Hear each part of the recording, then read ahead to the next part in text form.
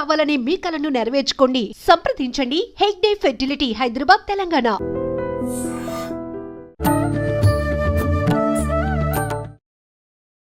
ఇప్పుడు చూడండి, మనకి చేదు తెలిస్తేనే తీపి రుచి ఇంకా బాగా అర్థమవుతుంది. వాస్తవం. ఇప్పుడు చూడండి, చాలాసార్లు ఏమంటారు, ఇంట్లో అన్నం పెట్టామనుకోండి, పప్పు చేసావేంటి, కూర చేసావేంటి అని కంప్లైంట్ చేస్తారు.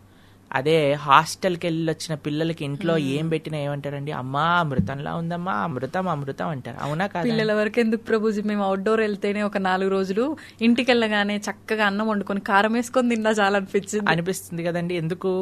ఎందుకంటే మనం ఆ బాధను ఎక్స్పీరియన్స్ చేసాం కాబట్టి ఆనందం ఇంకా బాగా వస్తుంది. అవును, అంతే కదండి. అవును. కాబట్టి ఎవ్వరు కూడా జీవితం మొత్తం ఆనందంగానే ఉండటము అనేది ఎలాంటిదో తెలుసా అండి? రోజు ప్రొద్దున, మధ్యాహ్నం, సాయంత్రం, రాత్రి ఒక 1 నెల రోజులు మీకు గులాబ్ జాములు మాత్రమే పెడితే మీ పరిస్థితి ఏమవుతుంది చెప్పండి? వెగట్ వచ్చేస్తుంది స్వీట్ అంటే. అంతే కదండి. అంతే. అలానే జీవితం మొత్తం హ్యాపీగానే ఉండాలి, నాకేం బాధ రావద్దు అనుకుంటే అలానే ఉంటుంది అనమాట. ఆ సంతోషం యొక్క రుచి కూడా తెలీదు, దాన్ని అనుభవించలేము కూడా. కాబట్టి జీవితంలో అన్నీ అంటే కోరి తెచ్చుకోవాల్సిన అవసరం లేదండి. అది ఆటోమేటిక్ గా వస్తుంది. ఆటోమేటిక్ గా మనకి అపమానం, జయం, అపజయం, లాభం, నష్టం ఇవన్నీ వస్తుంటాయి. దీనికి మనం ప్రిపేర్డ్ గా ఉండాలి, జీవితంలో తెలుసుకొని ఉండాలి. అది తెలుసుకున్న వాడు ఎప్పుడు కూడా, ఇప్పుడు చూడండి, చిన్ని ప్రాబ్లం రాగానే సూసైడ్. అవును, వింటున్నారా మీరు? ఎన్ని కేసులు వింటున్నారు? అవును. ఎందుకు ఇది జరుగుతుంది?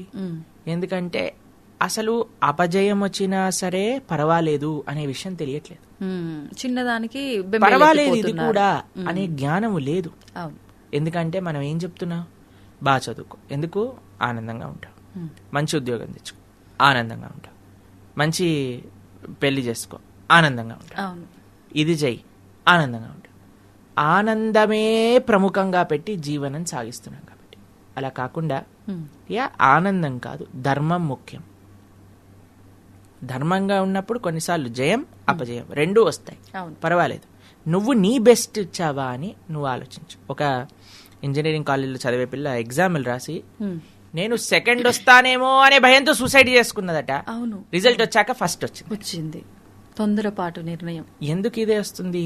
ఎందుకంటే అసలు ఏంటి తత్వము అని అర్థం కావట్లేదు. అలా కాకుండా మనం పిల్లలకి ఇలాంటి మంచి సనాతన ధర్మంలో ఉండే ఉత్సవాలు, ఇలాంటి విషయాన్ని, ఉగాది తర్వాత వచ్చే మనందరికి ప్రీతిపాత్రమైన పండుగ శ్రీరామనవమి.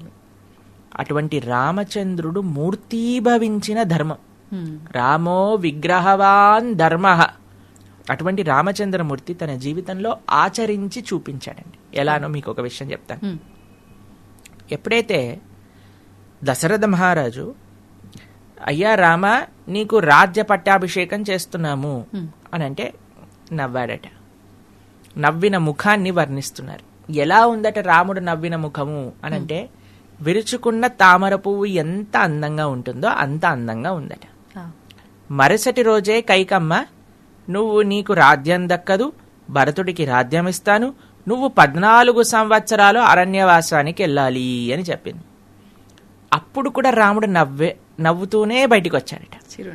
ఆయన నవ్వు ఎలా ఉందట, చిరునవ్వు అని అంటే, కేవలం విరుచుకున్న తామర పువ్వులా కాదు, అప్పుడే విరుచుకున్న తామర పువ్వు ఎంత ఫ్రెష్ గా నిగనిగలాడుతూ ఉంటుందో అంత అందంగా ఉన్నదట రాముడి యొక్క శ్రీముఖం.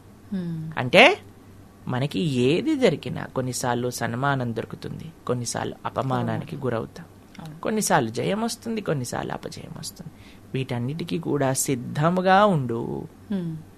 తథా మానాపమానయో. కృష్ణుడు భగవద్గీతలు చెప్పారు. ఇప్పుడు ఎండాకాలం, అందరు విరవెళ్ళాడిపోతున్నారు ఎండకి. ఎండాకాలం అయిపోయాక మళ్ళీ వర్షం పడంగానే ఓ రోడ్లన్నీ పోతున్నాయి, వర్షం ఎప్పుడు ఆగిపోతుందండి. వర్షాకాలం అయిపోగానే చలికాలం, గసగసనిపోతా. ఇవన్నీ మారుతూనే ఉంటాయి. మనం ఆపగలుగుతామండి? లేదండి, నాకు మామిడి పండ్లు ఇష్టం, మొత్తం సంవత్సరం అంతా ఎండాకాలమే కావాలి, ఆగలుగుతామా? ప్లస్ మీరు చూడండి, ఒక్కొక్క కాలానికి ఒక్కొక్క డిసడ్వాంటేజ్ ఉంది, అడ్వాంటేజ్ ఉంది. అవును, సమ్మర్ వేడి ఎక్కువ కానీ సెలవులు అప్పుడే వస్తాయి, మామిడి పళ్ళు వస్తాయి. అవునా కదా? ఇప్పుడు వర్షాకాలంలో వర్షాలు పడుతుంటాయి, చాలా ఇది సోమరతనం అనిపిస్తుంది, ఎక్కడికి పోబుద్ది కాదు, బట్టలారవు. కానీ ఎక్కువ వర్షం పడి రోడ్లన్నీ జామ్ అయిపోతే మనకి ఆఫీస్ సెలవు వచ్చేస్తుంది. అవును. అవి మేము చిన్నప్పుడు వెయిట్ చేస్తుండే వాళ్ళం, ఎప్పుడు వర్షం పడి మొత్తం తుఫాన్ వచ్చి రోడ్లన్నీ నిండిపోయి స్కూల్కి హాలిడే ఇస్తా. మా స్కూల్ వాళ్ళు ఎంత వర్షం పడ్డా హాలిడే ఇచ్చేవాళ్ళు కాదనమాట. అయితే మాకు చాలా బాధేస్తుంది, ఇంత వర్షం పడ్డా ఎందుకు సెలవులు ఇవ్వట్లేదు. ఇప్పుడు మాత్రం చిన్న చిన్న దానికి వర్షాలు పడితే ఫ్యాన్లు ఎక్కడ పడిపోతున్నాయో, గోడలు ఎక్కడ పడిపోతున్నాయో చాలా చాలా చూస్తున్నా, సెలవులు ఇచ్చేస్తున్నారు. తర్వాత ఇప్పుడు చలికాలంలో చలి ఎక్కువ ఉంటుంది, కానీ మంచి ఆహ్లాదకరమైన వాతావరణం ఉంటుంది. కాబట్టి అన్నిటికీ ఒక మంచి ఒక చెడు అనేది ఉంటుంది. అలానే జీవితంలో కూడా మనం హ్యాపీగా మనకు వచ్చే మంచి చెడులు రెండింటినీ యాక్సెప్ట్ చేసుకుంటూ నడుస్తూ ముందుకెళ్తే అది జీవితం యొక్క పరమార్థం.